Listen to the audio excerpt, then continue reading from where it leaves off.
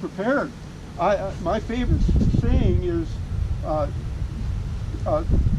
2 is 1 and 1 is none. Meaning if you have 2 and you lose 1, you've still got 1. If you have 1 and you lose it, it's gone. And then having a spare for your spare is also a great idea, especially if it's a critical piece of gear. Vacuum sealing is Okay, nice now because speaking of critical pieces of gear, this one you can't do that. This is a chair. I can take that chair and put it on the beach, but I don't like it as much. I have this chair. It's not double bagged. I mean, it's got its own little bag, but it's not a waterproof bag. But if this was to get in wet and stuff, it's no big deal. One thing I did do with this thing is it's like that. Which one is it? Which chair do you have?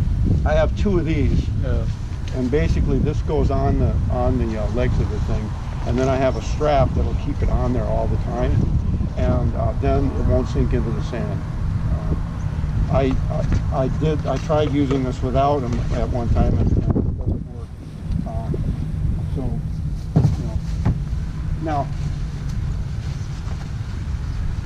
you might not say that's essential, and I would agree with you. It's obvious, but It is.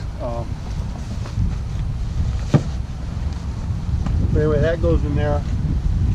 And then there's a few other items. My boot bag goes in there. I told you about my battery. A couple other stuff goes in there. This is extra food, and I can put that in here, or I can put it back there.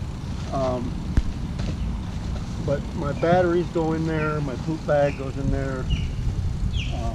Now, speaking of 2 is 1 and 1 is none, for navigation, have 2 sets of navigation minimum, right? Here's my first set. I have my maps in an app on this. I don't use this during the day. I use it at night, because at night this one keeps shutting off on me.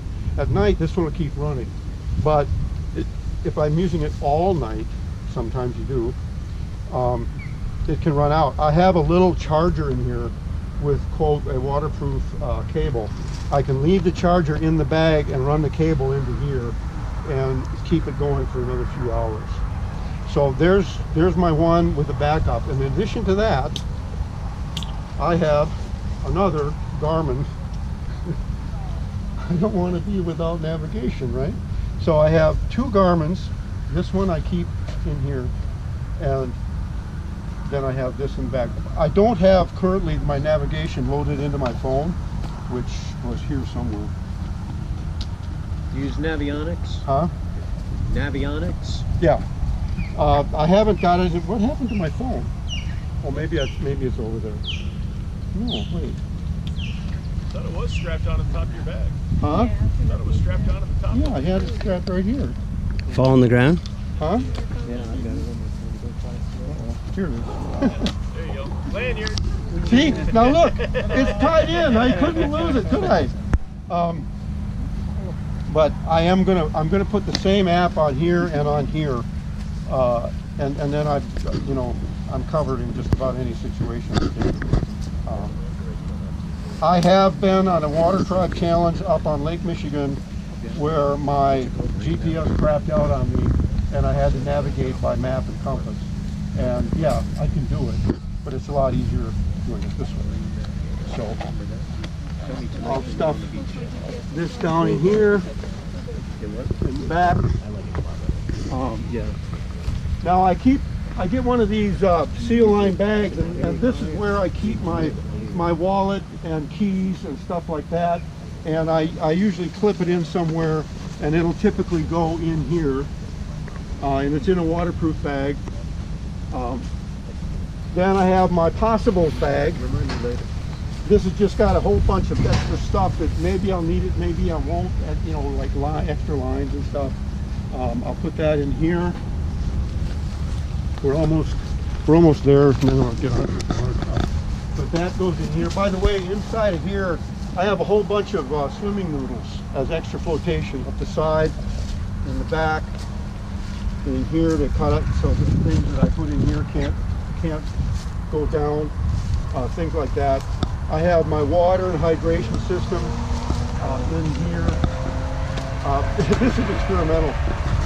Being an old farm, I have a hard time if I'm going to need to do something, you know, holding that position. So I decided I'm going to experiment with here. If anybody wants to use this, you're welcome to borrow it after I'm done. But those bags, those wag bags fit inside here. This will actually store my gear too, up on deck here. They have to bring it back clean, right? Huh? They have to bring it back clean, right? Yeah, you have to bring it. It's got special bags to use for it, but that would only be a liner. You use the wag bags with this, and you have a comfortable place to sit. So it can also be used as a chair in camp if I don't want to dig that one out, stuff like that. So yeah, I'm gonna just, it'll be back here somewhere. It's obviously you're not gonna take that in a kayak. You're probably not gonna take it in the SUP, but hey, I'm on the dark side. I can do what I want. All right. I have, by the way, I have some spare bottles. I have water in here. I have electrolytes that I can mix in the water in there. And I have a few bottles like this in here. Again, they're pushed down more towards the center. When you're packing your boat, you want to try to get as much weight as you can into the center of the boat. And keep the end free. And then, very important piece of survival gear. This is for all the stuff made in Kentucky. For medicinal purposes? Huh? For medicinal purposes? Yeah, that's medicinal. I don't overdo it in camp, but you know, having one or two shots. Emergency bag, full emergency bag. Yes. That basically goes in. That's here a mental like health that, bag. Real quick. Right there. Yep. Now I gotta edit Now, that. if you're in a Hobie, all you Hobie guys, you want to be careful when you're loading your boat, because you don't want to put so much gear in here that it pushes up on your ceiling hatch. This is why a lot of Hobie boats get water in them.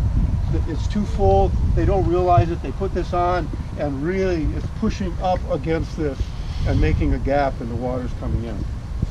Another thing about Hobies you got to be really careful about, this happened to me, when you're unloading or dragging or whatever, the train plug can break, and you can look at it and it'll look fine, and it can let water in your boat. And your boat can completely flood, which happened to me. I paddled this boat, well, paddle, sail, pedal, this boat from checkpoint 1 to checkpoint 2, almost completely flooded with water, and I could not find the leak. I looked for cracks there, I couldn't find it. I looked there, but it looked good. Turned out that they brought it into the tackle shack and put it in the pool and looked for bubbles. Sure enough, this was broken, but I couldn't see it. So just heads up, when you're, what happened when I unloaded the boat, apparently I set it down and I cracked it. So if you're in a Hobie, be careful. Okay, so if you pack the way I just showed you, what else do I have up here? I think we went over everything. Okay, if you pack the way I just showed you, and adapted to your whatever kind of boat you have, you will have a boat that you can handle in the water even if your boat is full of water. And you'll be able to get to shore and save yourself rather than calling the Coast Guard or something and asking for help. And you should always, by the way, try to avoid doing that. Don't put your SOS on unless you literally are in life-threatening danger. Okay? These first responders come out and they are putting their lives at risk to come out. And if they have to do that because you don't feel good or whatever, it's not a good thing. So don't do it unless you have to. If you have to do it, don't hesitate. Don't hesitate. But make sure that you really have to do it. Okay.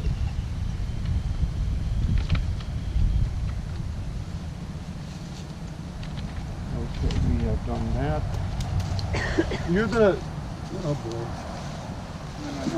Farther to the right. You're going to get this PDF, by the way. I'm going to email it to everybody after this.